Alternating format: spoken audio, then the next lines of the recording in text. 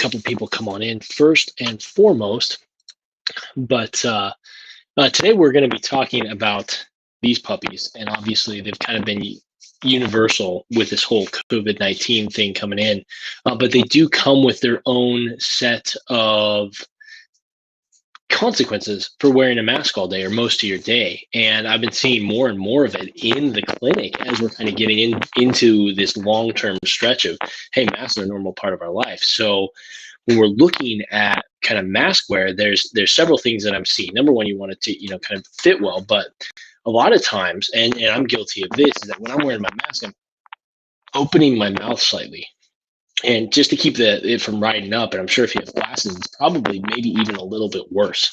But if I'm wearing this mask and kind of keeping it open for 20, 30, 40 hours upon hours, that can have consequences. And the first one you'll see is with the jaw. And I remember kind of as March kind of gave way to April and we really started getting more and more into these masks, is that my jaw was killing me. And as a consequence, I was starting to get a lot of headaches. And the reason being, if I'm slightly here, I'm tensing a lot of the opening muscles down through here, and it's going to affect the position of where my jaw is.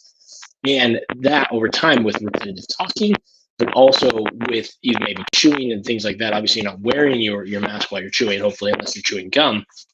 But that can create abnormal tension that you're not used to in the jaw. And so I've seen a whole slew of increase in what we call temporomandibular disorder, or TMJ, joint, or the J is joint disorder, as far as there's pain here, it hurts when I chew, it hurts when I open my mouth, or consequently, I'm also getting maybe ear pain, or I'm getting neck pain, or hey, I'm getting more frequent headaches. And headaches are another one. I mean, we already saw a ton of headaches already, but I would say that's probably increased by 5 or 10%.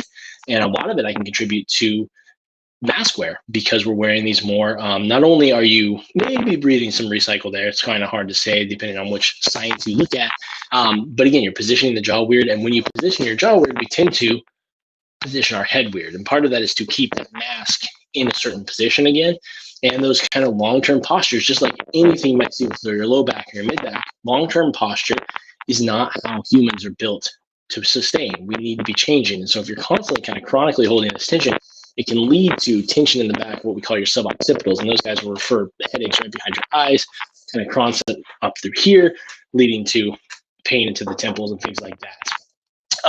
As we're looking at other things, we'll also see a lot of anxiety increase. And with the anxiety increasing, not only is it just because of world events around us and things of that nature, but we're also seeing that kind of mask wear and opening our jaw creates mouth breathing. And mouth breathing is a protective response that we tend to adopt a chest breathing pattern versus a belly breathing pattern, which is good if we're being threatened by something and we need to run away. That chest breathing pattern is extremely important in terms of getting the last little bits of air in so that we can get away, get the most oxygen into our lungs. Unfortunately, that breathing pattern is tied into a stress response, and that stress response can lead to hyperventilation, which tends to create an excess of CO2 blowing off, which leads to what we call respiratory alkalosis. And situationally, that is good if you're prepping for action.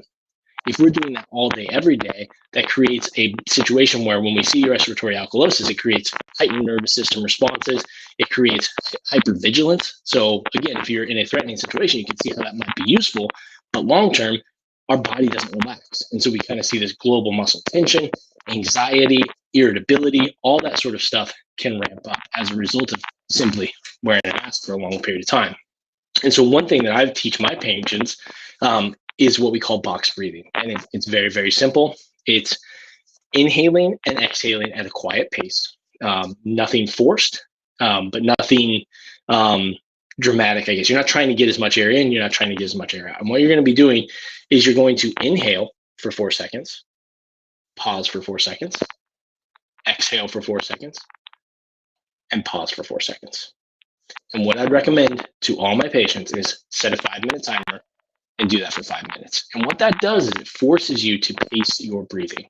And when you pace your breathing, suddenly we get normalization of that CO2 to oxygen in our blood. We don't get that respiratory alkalosis. We decrease that hypervigilance, that increased nervous system tone into a more relaxed state. It relaxes our jaw.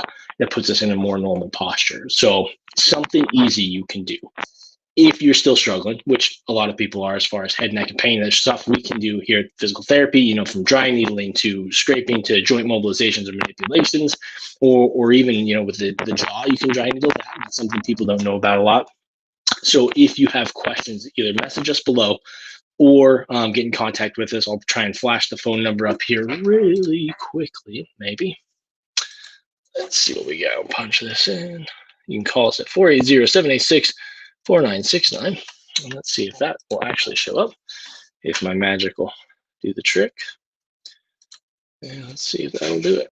There it is. So if you want to reach out, give us a call. And if you haven't already, you can definitely connect with us on social media. Instagram is where we live a lot, but other places you might be able to find us. Facebook, we're very active on. Twitter, we're very active on too. So reach out, get in contact with us.